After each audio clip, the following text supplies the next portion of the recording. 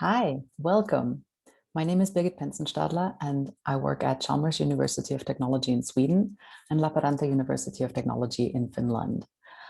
Today, I want to talk to you about balanced scorecard meets crystal ball. We'll look into what that means. We are interested in transforming the long-term sustainability impacts by IT products and services.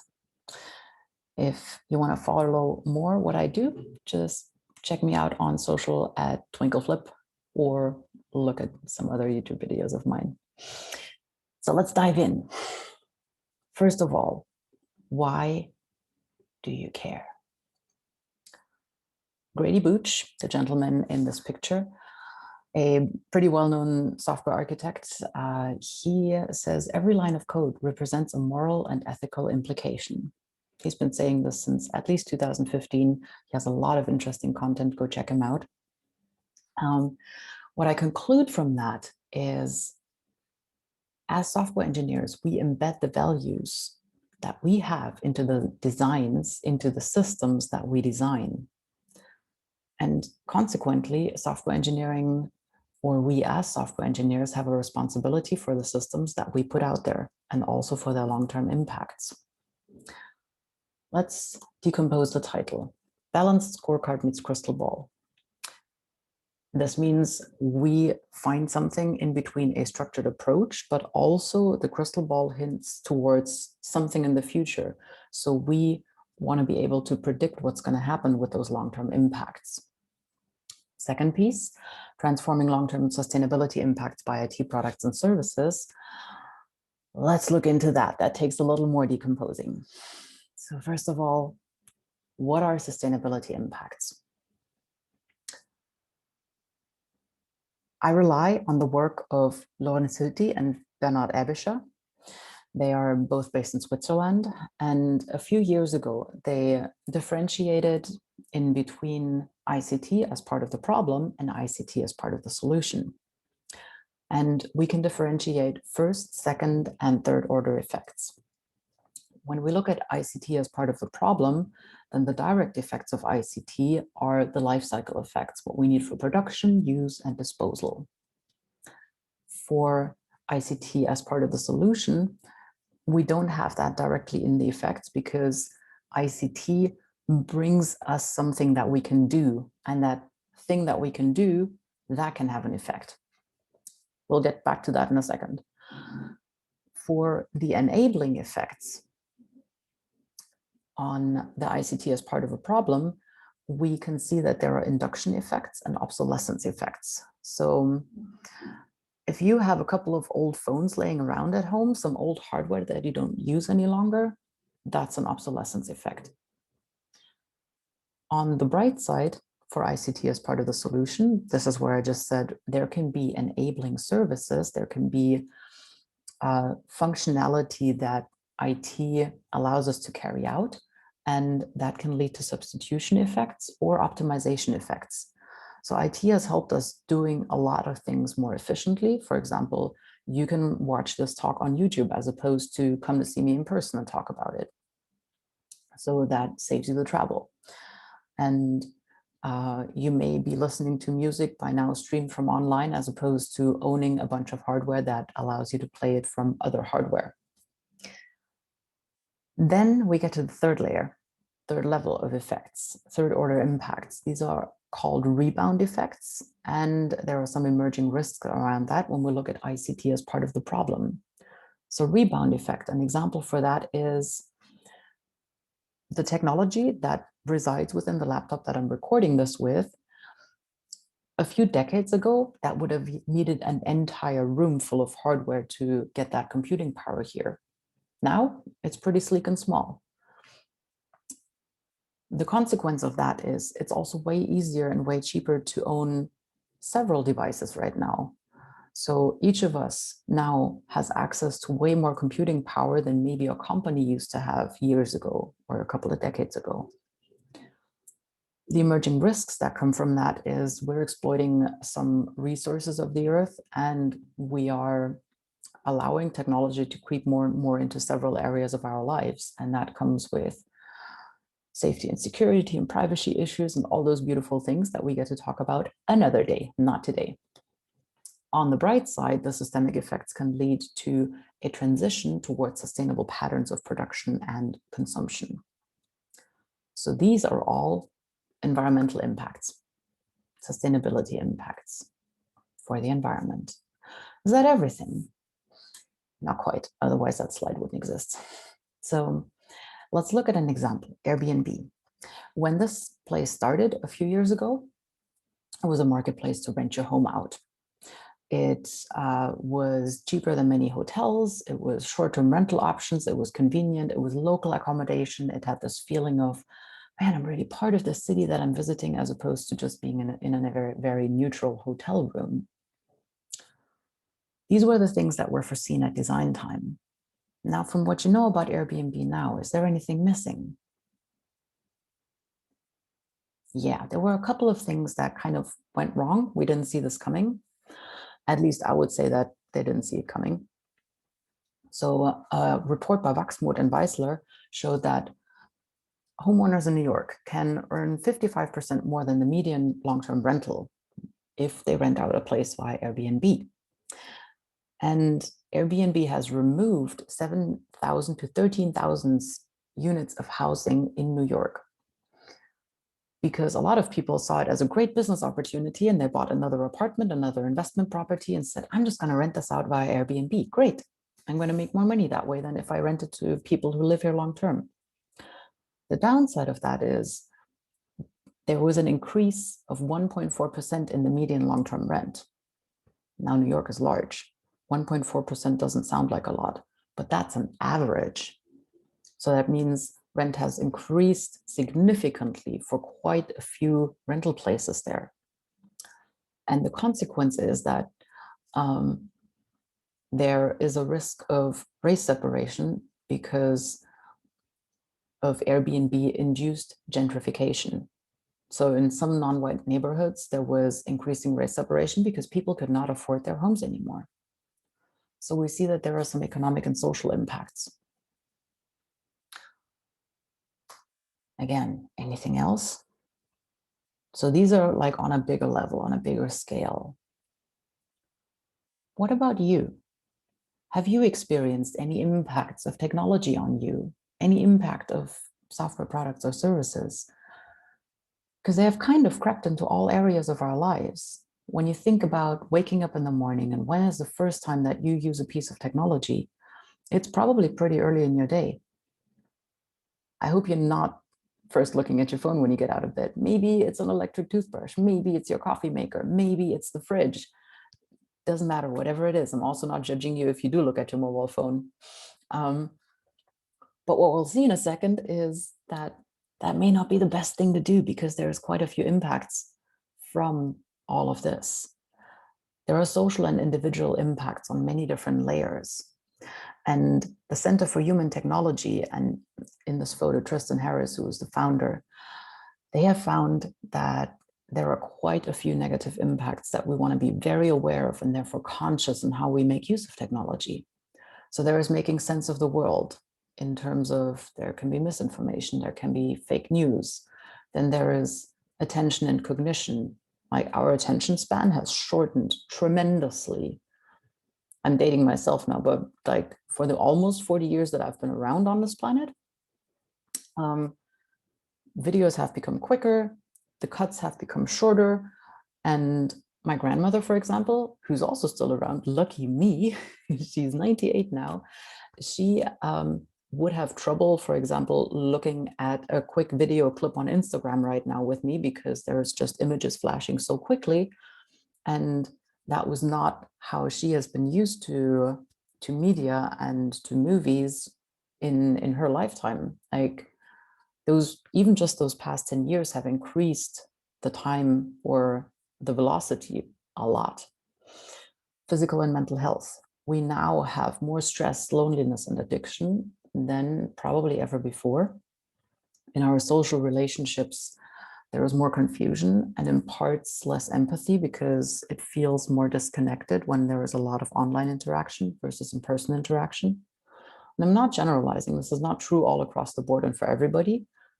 And there have been these tendencies that have been observed by science in statistics.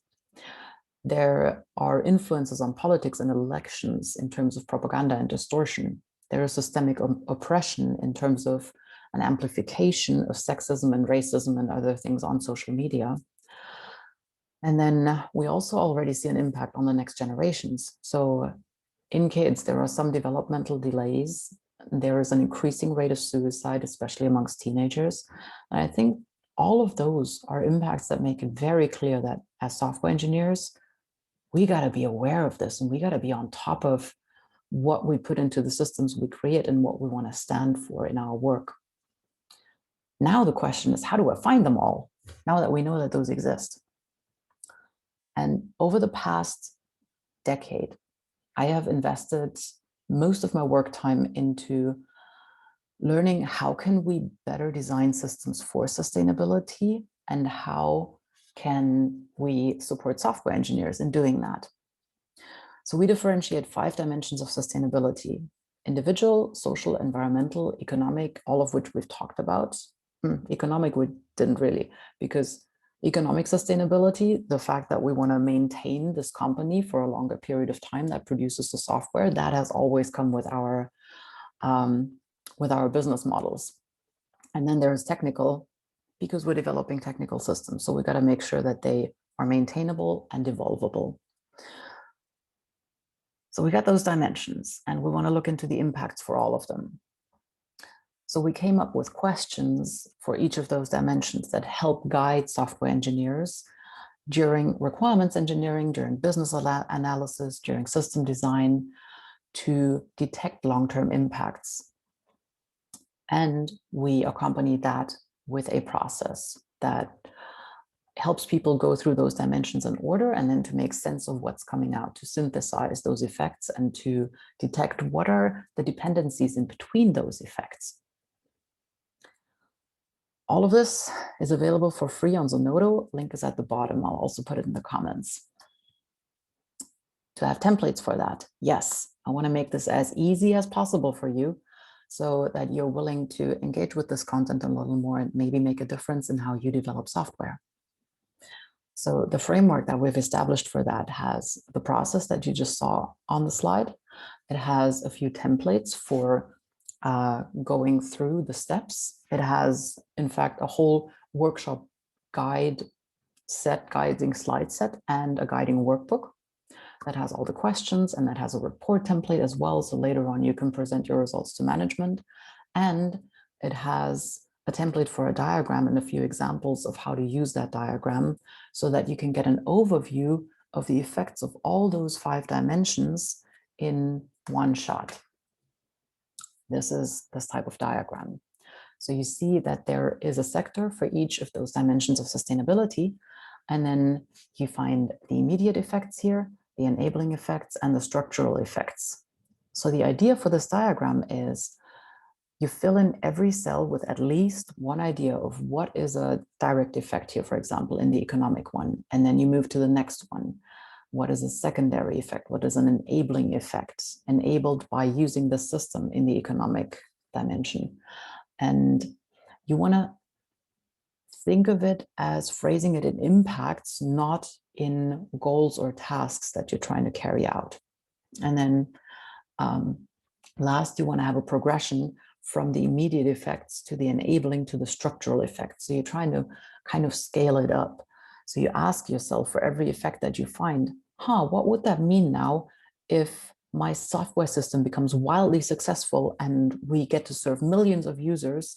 For example, if we have a car sharing system, and as an enabling effect, that gets people to carpool more and to own less individual cars, but to just share these resources. What does that mean on a citywide effect if a lot of people pick up the service?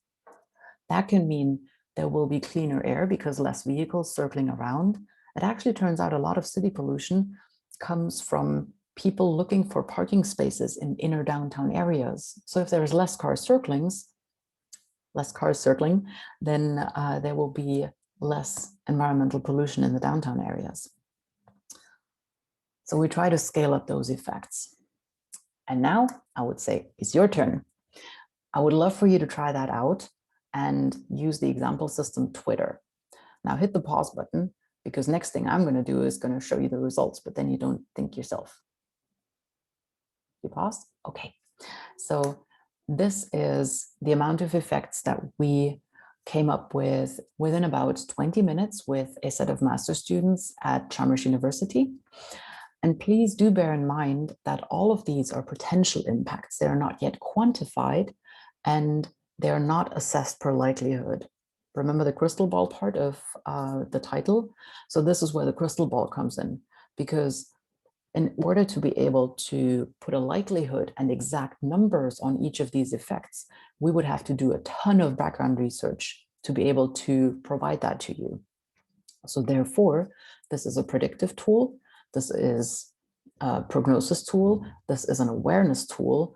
And yes, it is for assessment, but the assessment is informal. It's more or less to get you thinking about it and to make sure that you have covered all these different areas. So what it does assess is the 5 dimensions and then the key topics within those dimensions.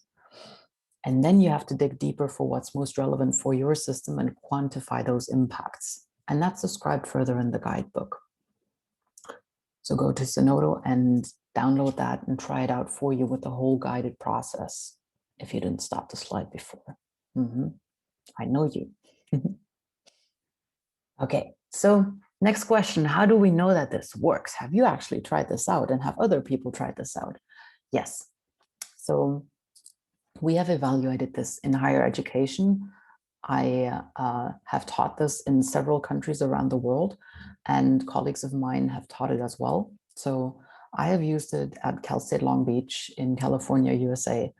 I have taught it at Chalmers University and at LUT in Finland, both of where I currently am. I've taught it at KTH in Stockholm in Sweden. A colleague of mine has taught it at Furtwangen, which is this little tree here.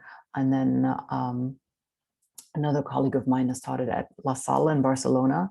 And another colleague of mine has taught it in Huddersfield in the UK. We have also worked with a bunch of practitioners to evaluate this, to improve it, to get more feedback on it, and to make sure that it actually does what it's supposed to do. So I've worked with this with a startup in California called Partner. Then we have worked with it with Visma in Finland, with Data Matrix in India, with Premier Park in Finland, and most recently with Jeppesen Boeing here in Göteborg. In addition, I developed an online version of it using a Miro board just a couple of months ago because of current circumstances. Surprise. So before that, we had it as in-person workshops, and now we can have it either as in-person workshop or as an online moderated workshop. Is that convincing? Let's be critical. What are the limitations of this? Here's the judge. The judge is out. Let's make it very clear. We are discovering the effects. We're not fixing them. That takes a lot of commitment by the company. So we are pointing out, hey, here are some likely impacts that the system could have if you scale up usage a lot and if you look at it over an extended period of time. And then it's up to the individual company what the steps are they are willing to take to mitigate some of the effects that may not be desired, and to support and amplify the effects that are desired, because we can decide or differentiate in between positive and negative effects. So while it's great that the usage of these shared cars, for example, would benefit the air quality in a city, but at the same time, we're also aware of, oh, wait, if we're using electric cars, then we have all this battery trouble and we don't know what to do with the old batteries. So we're not pretending that all of this is magically fixing everything. Takes commitment, takes work. Second piece, the time to market and deadline pressure is something that is frequently brought up. It's like, yeah, it would be nice to do this, and there is so many things going on, we don't have time to do this. So when are we going to start? When we've completely screwed up the planet? I hope not. So I think if you go back to the examples at the beginning of what are all those different types of sustainability impacts, there are clearly some that we want, like some of those transitions towards more sustainable consumption behavior patterns, but also there are some really negative ones around individual, social, and environmental impacts that we definitely want to mitigate. So let's stop discounting the future. Third one, we try to bring a broad range of stakeholders to these workshops so that we get the different perspectives on these different sustainability dimensions. They may not always be available. They may be working in different parts of the company. They may have busy schedules. So it is possible to play with surrogates, to just have somebody who like puts on the social perspective hat. Entirely doable. So if I have now dissolved most of your "but what about this" questions, then why isn't everyone doing this? If we go back a century or two, when we first had manufacturing plants, there weren't any fire safety protocols. People got hurt, people died. So those got invented. Some of you may remember a time when you didn't have to put on a seatbelt in a car. That was before I grew up. People got hurt in crashes a lot, in accidents. So we invented seatbelts.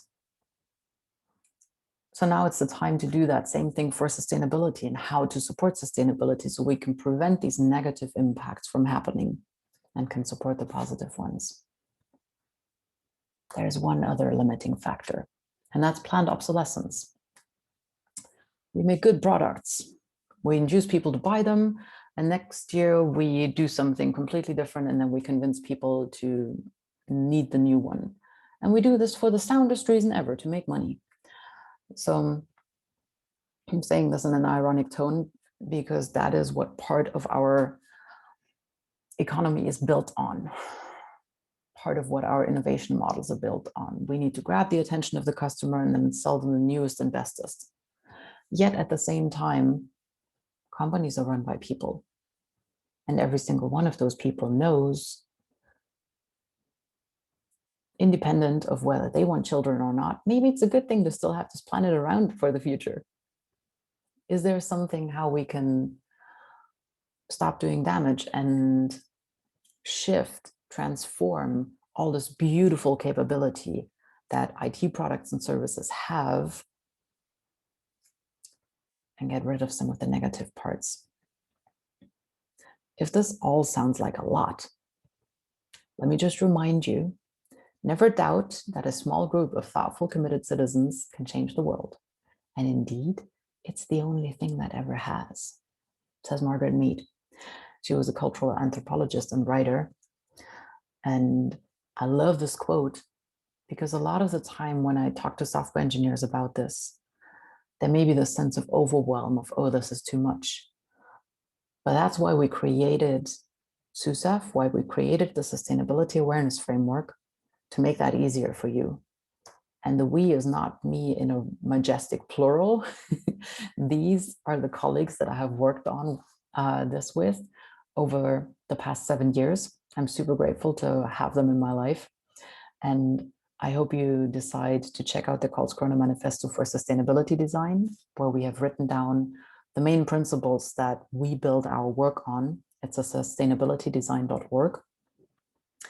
Feel free to let us know on Twitter, tag me with a twinkle flip, and get in touch with us. I'll put the Zenodo reference in the section, in the comments, so you can check those out. And then I really want to hear your questions. What stayed open for you?